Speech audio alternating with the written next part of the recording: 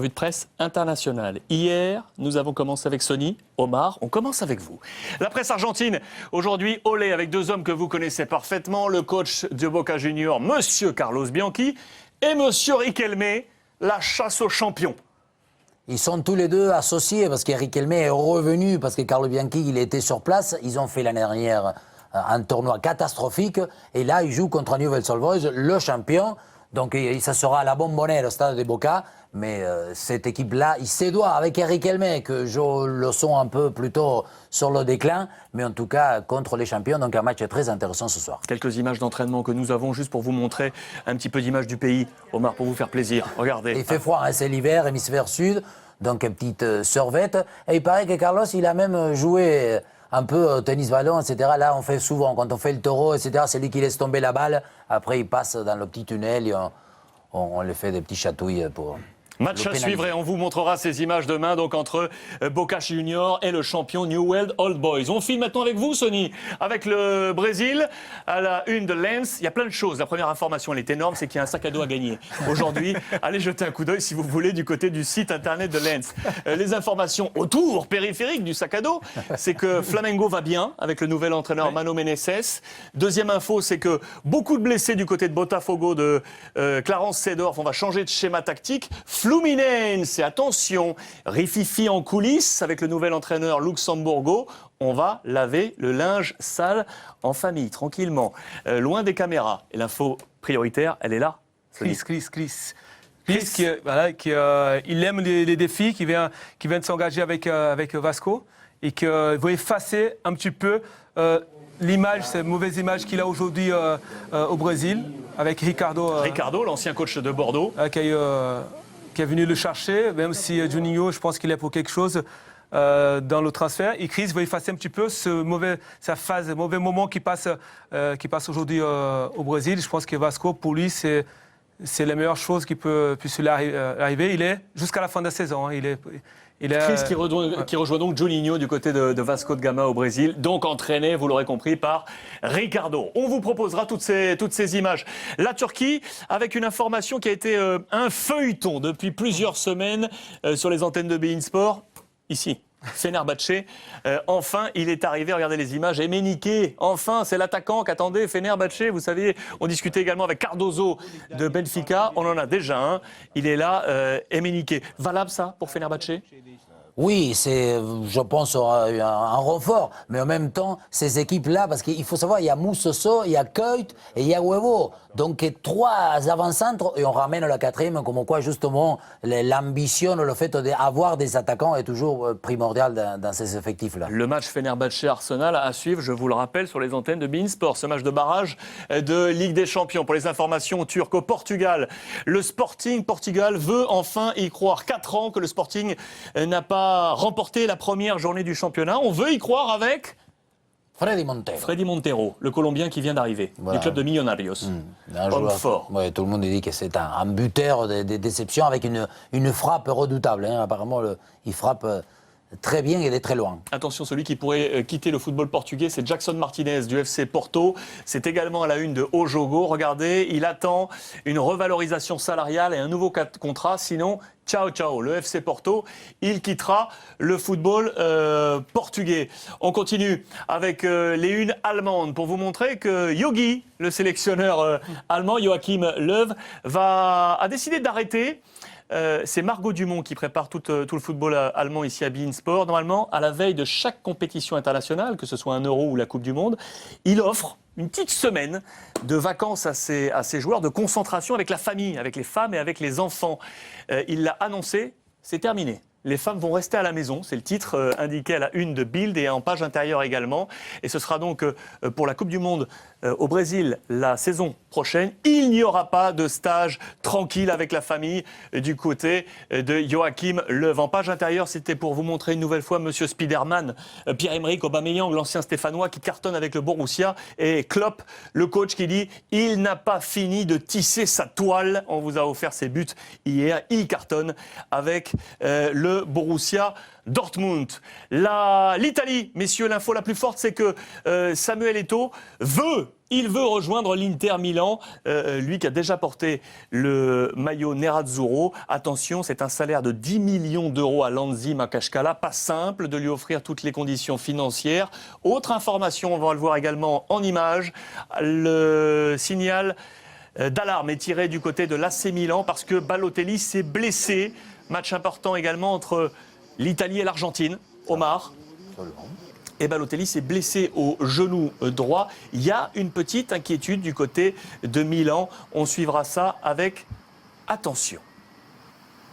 Voilà pour Mario Balotelli. Vous vous doutez bien que c'est également une information qui est à la une du Corriere dello Sport avec Balotelli qui est là. On parle de transfert du côté de la Roma avec Totti qui devrait, ça y est, c'est imminent, signer sa prolongation de contrat avec le club de la Louve de Rudy Garcia. La folie dans le football italien parce qu'en 4 jours, on va avoir ce match entre l'Italie et l'Argentine et la rencontre attendue sur les antennes de beIN Sport, la Supercoupe italienne avec Philippe Genin et Bruno Cherou. Ce sera dimanche entre la Lazio et la Juve à suivre en direct sur nos antennes. À la une de Tuttosport, on parle de la Juve, bien entendu, Conte qui veut 2 hommes parce que Matri et Quagliarella devraient quitter la Juventus, Matri rejoindre le Napoli et Quagliarella rejoindre l'Angleterre. Pourtant, Quagliarella marque avec la Juve. Regardez, c'était en marge du Juventus Day. Vous savez qu'on vous a montré hier avec la visite de Michel Platini.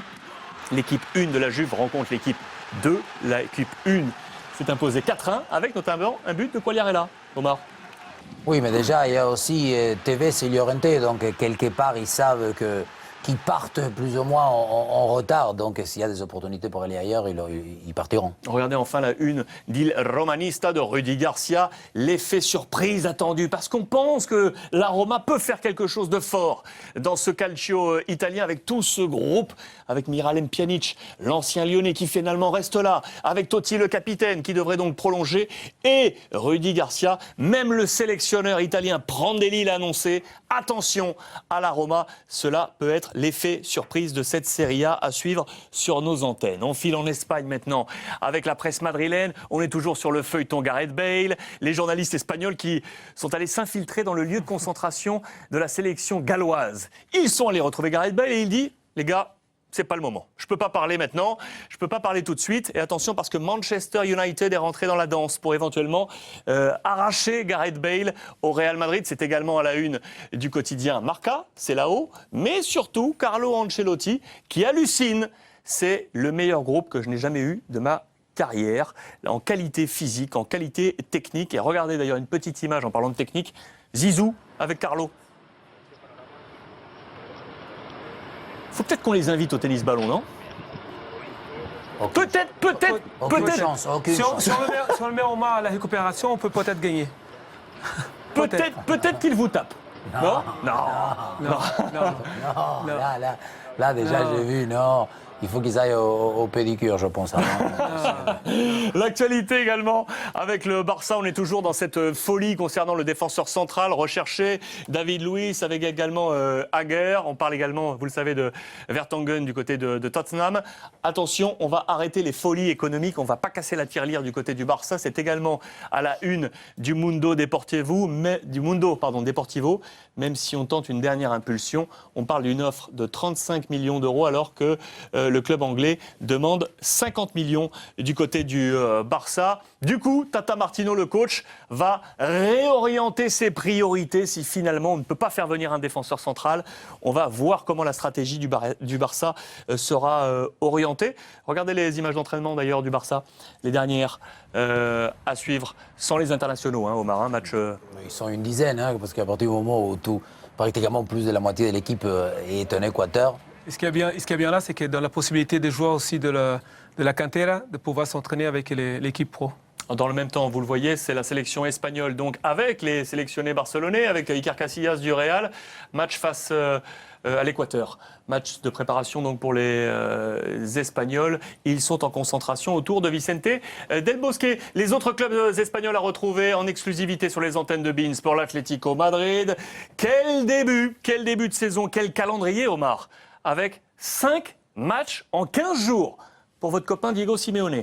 Ça va être chaud. Oui, mais ils vont jouer la Supercoupe, le championnat, et après ils vont attaquer donc l'Europa League, etc. Donc c'est très bien, mais ils se sont renforcés. Je pense qu'ils ont un effectif assez large, donc ils vont venir tatiller le Real et le Barça. Atlético Madrid, l'Athletic Bilbao avec un homme fort que l'on attend, c'est le trentenaire, inarrêtable. C'est Gourpegui qui s'arrache à l'entraînement pour avoir une place de 11 dans le 11 titulaire d'Ernesto Valverde. Intéressant pour l'Olympique Lyonnais, la Ligue des Champions que nous suivrons donc mardi en direct. La Real Sociedad, mauvaise nouvelle pour la Real. Un autre joueur est tombé KO au Maressoni, c'est José Ángel, après Aguirre chez l'attaquant. Voilà une nouvelle perte pour l'entraîneur de la Real qui ne pourra pas jouer face à Getafe pour l'ouverture du championnat. Et attention, peut-être incertain pour le match face à l'Olympique Lyonnais. Regardez les dernières images d'entraînement de la formation du Français Antoine Griezmann. Omar, Ils attendent toujours Granero. Hein. Apparemment, ils vont faire le forcing pour l'Espagnol de QPR. Voilà, à partir du moment où, pour l'instant, ils ont recruté personne. Hein, donc, forcément... Granero, plus proche, vous le voyez, Granero plus proche donc de rejoindre la Real Sociedad, l'ancien joueur du Real Madrid, l'adversaire donc de l'Olympique lyonnais. On va terminer avec Valence. Je voulais de nouveau souligner, vous le savez, la crise qui frappe très fortement économique, qui frappe l'Espagne. On préfère, avec la folie du football en Espagne, ne pas partir en vacances et se payer le carnet de Socios, l'abonnement pour aller voir Valence jouer. 2 images à vous montrer. La première, on va se taire et écouter, présentation Sissoko, Mathieu, Adil Rami. C'était il y a quelques heures, la grande présentation du FC Valence. Regardez ça. Ali Sissoko!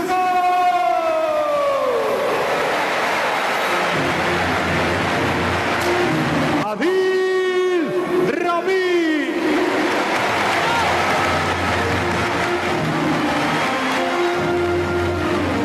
Rémi Mathieu! C'est bon ça, Omar, non? Ça gonfle, hein, parce que c'est vrai, c'est le début de C'est le du trophée championnat, Naranja, mais- le trophée orange qui célèbre effectivement la présentation de l'équipe qui s'est imposée face à l'Olympiakos. On vous l'a dit hier, 2-1 avec un but. Postiga. Portugal, oui, Eh ouais. oui. Le nouveau numéro 9 du FC Valence de Djukic, le nouvel entraîneur. En parlant de Djukic, le nouvel entraîneur de Valence, là aussi je vais vous demander de regarder attentivement, de porter l'oreille, on vous traduit tout ça derrière. C'est la campagne d'abonnement lancée par Djukic qui va utiliser son côté humilité, qui vient d'un petit milieu. Il comprend la crise économique espagnole. Regardez ce message.